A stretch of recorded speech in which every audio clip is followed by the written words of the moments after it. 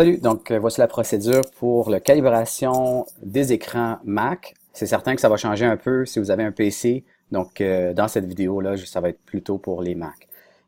Donc, une fois qu'on a l'application d'installer ou on ouvre l'application sur l'ordinateur en salle de classe, on va voir ces réglages ici. Si on voit moins d'options, c'est parce qu'on est encore sur le mode Basic. On va vouloir le mode avancé, là, Advanced. Donc, avant de procéder au profil, on va cliquer sur la petite pomme, System Preference, et on va s'assurer dans Display que Automatically Adjust Brightness est désactivé. Parce que cette fonctionnalité-là va ajuster la luminance de l'écran automatiquement et ça va à l'encontre de notre profil qu'on va créer avec i1 Profiler. Donc, ça va venir enlever les ajustements.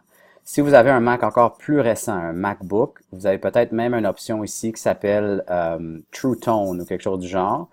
Faut aussi désactiver cette chose-là parce que True Tone, qu'est-ce qu'il fait?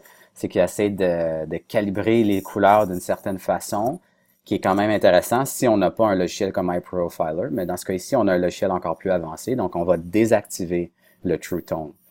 OK, donc une fois que ça c'est fait, on revient ici, on choisit le premier qui est Profiling d'un display, pas d'un projecteur, display, profiling.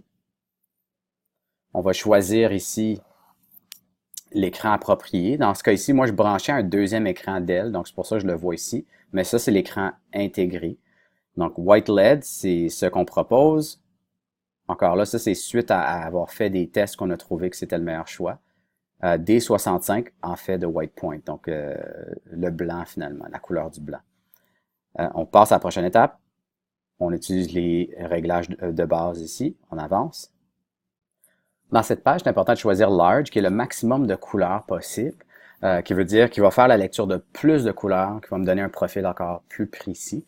Ça prend juste un peu plus de temps, donc il n'y a pas vraiment d'avantage de mettre un patch set moins que Large, à moins que vous êtes vraiment pressé. Mais en temps normal, là, on recommande Large ici. Donc, on va avancer.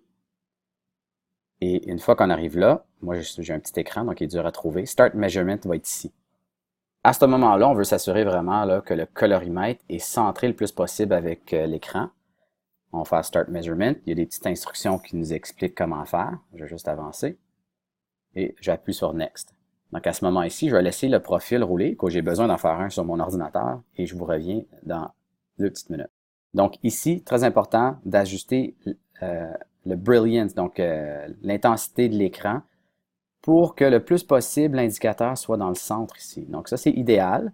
Ça se peut que des fois, par contre, vous soyez un peu par-dessus de la ligne. Je recommande d'être un peu par-dessus qu'un peu en bas de la ligne.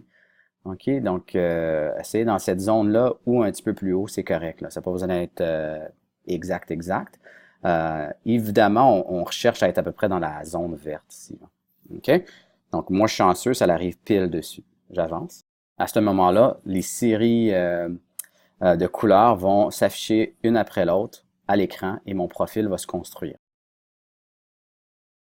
Donc, une fois que la vérification des couleurs est terminée, on enlève le colorimètre et on change de bord. Il va regarder la lumière ambiante. Ceci est un peu moins critique dans notre cas parce qu'on ne laisse pas l'appareil branché à l'ordinateur en tout temps. Mais on va quand même le vérifier.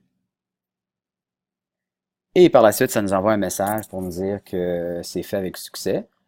Qu'est-ce qui est intéressant ici, si on voit la couleur comme elle est supposée d'être et la lecture, comment l'écran était capable de reproduire la couleur. Donc, c'est une information intéressante là, à savoir. Quand on a terminé, on clique sur Next et on sauvegarde le profil. Il est possible de le personnaliser avec notre nom. Donc, moi, je pourrais appeler ça Phil et la date qui est le 20 septembre. Phil 20 septembre. Donc là, je sais, là, à un moment donné, quand ça commence à être trop vieux, je pourrais le changer. Donc, quand on fait Save Profile, ça a été sauvegardé avec succès. Pour vérifier qu'il est bien appliqué, quand on quitte l'application, on vient ici dans nos préférences de système, on retourne dans Display, mais cette fois-ci, on va aller dans Couleurs. Et dans le menu Couleurs, on va voir que notre profil est là, puis il est bien renommé. Si on veut voir la différence, on clique ici sur l'autre profil, puis on devrait voir un petit changement au niveau des couleurs. C'est certain que là, on regarde une interface qui a juste du gris dedans. Mais si on regarderait une photo, là, on verrait plus la différence. Puis je vous invite là, à voir et d'activer et désactiver le profil pour voir l'impact que ça a sur les couleurs. Donc moi, je vais réactiver le mien. Donc c'est ça. Merci.